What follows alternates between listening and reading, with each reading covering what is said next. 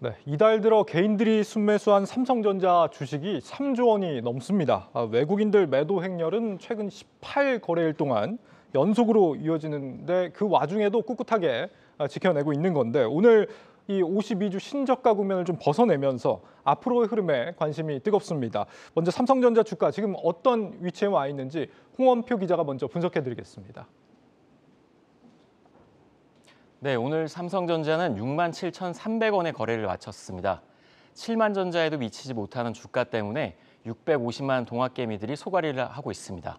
10만전자 목전에서 크게 하락한 상황이지만 삼성전자 주가가 언제나 오르기만 한 것은 아닙니다. 역대 20년 주가를 살펴보겠습니다. IT 버블이 있기 전인 2000년 7월에는 삼성전자 주가가 40만 원이었습니다.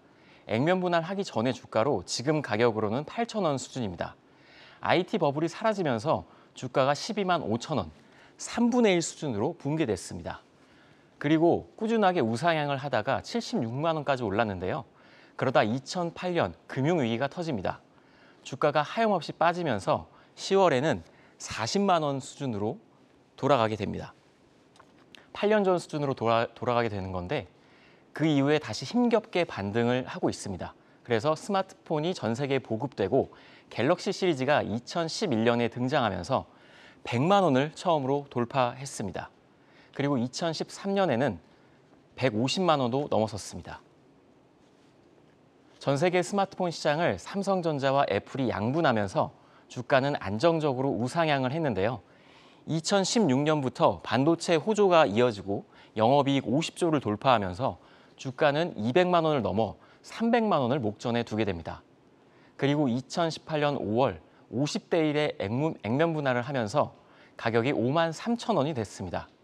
가격이 낮아지자 개인도 쉽게 살 수 있게 되면서 이른바 국민주로 등극을 하게 됩니다. 하지만 코로나19 팬데믹이 2020년 터지면서 4만 2천 원까지 주가가 곤두박질 치게 됩니다.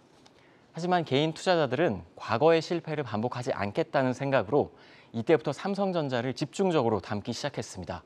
동학개미라는 말이 본격적으로 등장했던 시점입니다.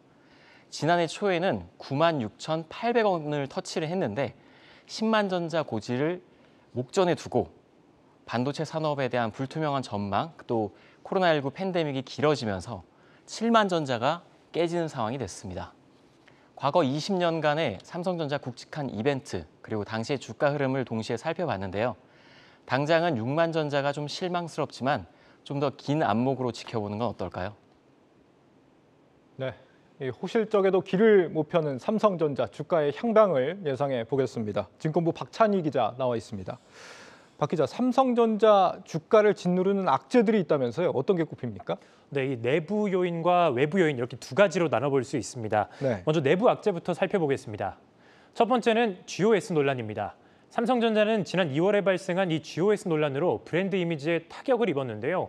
가뜩이나 대외 악재로 연초부터 주가가 추락한 상황에서 GOS 논란까지 발생하자 간신히 7만 원 선을 유지하던 주가는 6만 전자로 주저앉았습니다. 이 밖에 반도체 현물 가격 하락도 삼성전자 주가에 타격을 줬는데요. 낸드 플래시 가격은 꾸준히 좀 견조한 모습을 보였지만 디램 가격은 지난주에만 이 제품별로 0.6%, 많게는 3% 넘게 하락하면서 무려 7주 연속으로 하락했습니다. 이게 전쟁 때문에 반도체가 필요한 전자제품들이 아무래도 좀 적게 생산되다 보니까 그만큼 이제 가격이 하락하고 있다. 수요가 좀 떨어지다 보니까 그런 게 원인으로 꼽히고요. 그리고요. 네, 맞습니다. 두 번째는 이 파운드리 사업 위기설입니다. 삼성전자는 2030년까지 시스템 반도체 업계 1위를 목표로 내걸고 이 파운드리 사업에 몰두하고 있는 그런 상황인데요. 이렇게 몰두하는 가운데 이렇다 할 성과를 내놓지 못하고 있는 상황입니다.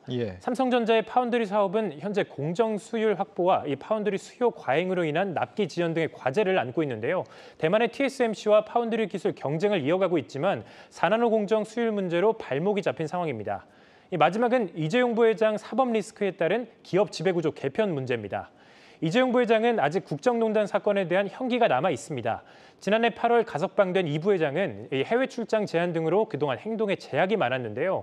오는 7월 29일에 형기가 끝나는 만큼 이때 삼성전자가 재기할 수 있을 것이라는 기대감이 나오고 있습니다. 하지만 이 부회장은 이 형기 만료로부터 5년간 취업이 제한되기 때문에 재기가 순탄치 않을 것이라는 우려의 목소리도 함께 나옵니다. 물론 이 미등기 임원으로 회장직에 오르는 방법도 있습니다. 실제로 2014년 배임 사건으로 사임한 하나그룹의 김승현 회장이 지난해 3월 미등기 임원으로 복귀한 사례가 있는데요. 하지만 이 편법 경영 복귀 논란 등 여론을 이식하고 있는 삼성전자가 미등기 임원 회장 취임을 선택할지는 미지수라는 그런 지적도 함께 나옵니다. 네, 지금 말한 세 가지가 내부 요인이란 거고 네. 외부적인 요인도 있습니까? 네, 외부 요인도 크게 세 가지로 나눠볼 수 있습니다. 예. 가장 큰 두 가지 이슈는 다 아시다시피 미국의 금리 인상과 글로벌 공급망 악화입니다.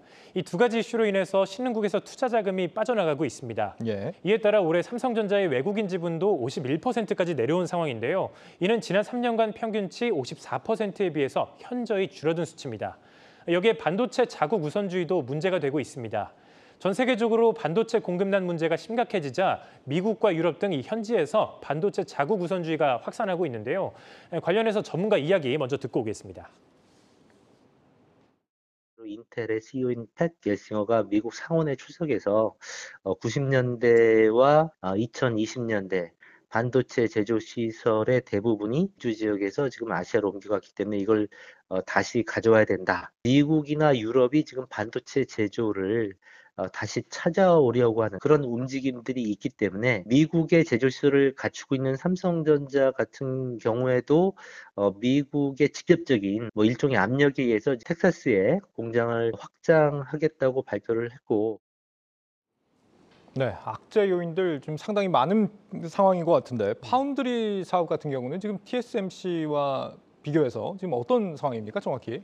네, 지난해 4분기 기준 TSMC의 파운드리 시장 점유율은 무려 52%로 삼성전자에 비해 3배가 많은 이 독보적인 수준인데요. 업계 전문가들은 이 시장 점유율이 이렇게 차이가 나는 것은 기술적인 부분이라기보다는 후공적인 이 패키징에 있다고 말을 합니다. 예. 파운드리 사업 업력이 긴 이 TSMC가 패키징 부분에 있어서 삼성전자보다 훨씬 앞서 있다 이런 평가인데요. 다만 삼성전자가 파운드리 시장에서 이 TSMC를 따라잡을 수 있을지에 대해서는 의견이 엇갈리고 있는 그런 상황입니다. 먼저 긍정적인 의견을 보면 현재 TSMC는 4나노 공정에서 60% 이상의 수율을 보이고 있고 삼성전자는 3나노 공정에서 35%의 수율을 보이고 있는데요.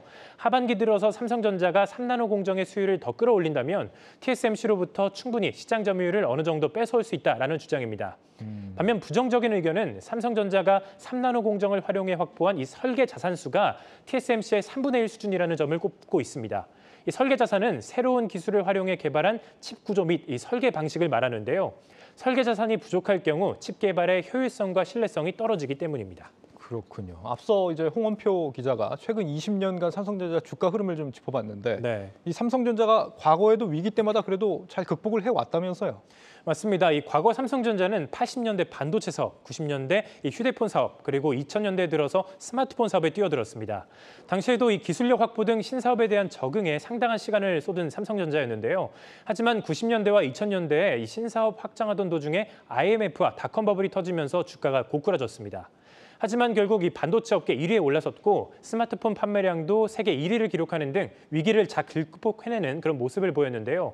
이에 대해 일부 전문가들은 반도체 10년 주기 사이클이 있고 머지않아 삼성전자에도 이런 반등의 시기가 돌아온다라고 말을 합니다.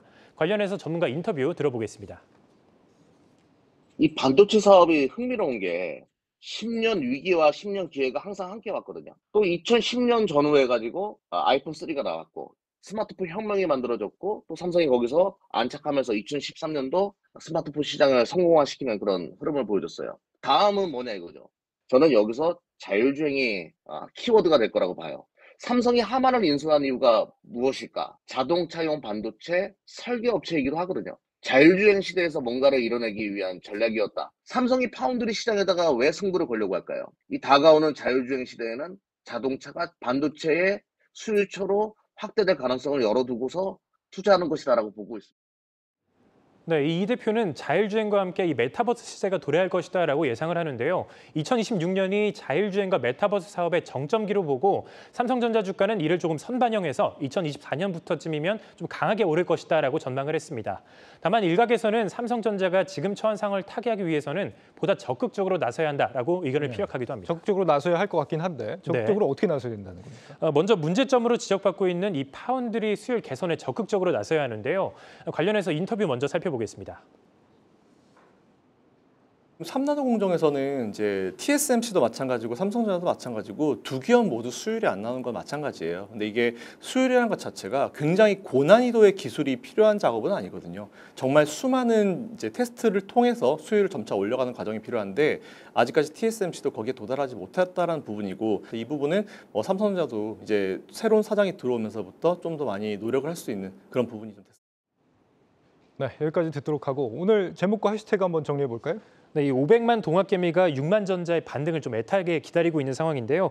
그래서 유튜브 제목은 내후외환 삼성전자 봄날은 온다 이렇게 정해봤는데 그런데 좀 물음표를 곁들여봤고요. 예. 해시태그는 10만 전자, 500만 동학개미의 염원 이렇게 달아봤습니다. 네, 500만이 지켜보는 삼성전자 잘해야겠습니다. 증권부 박찬희 기자였습니다.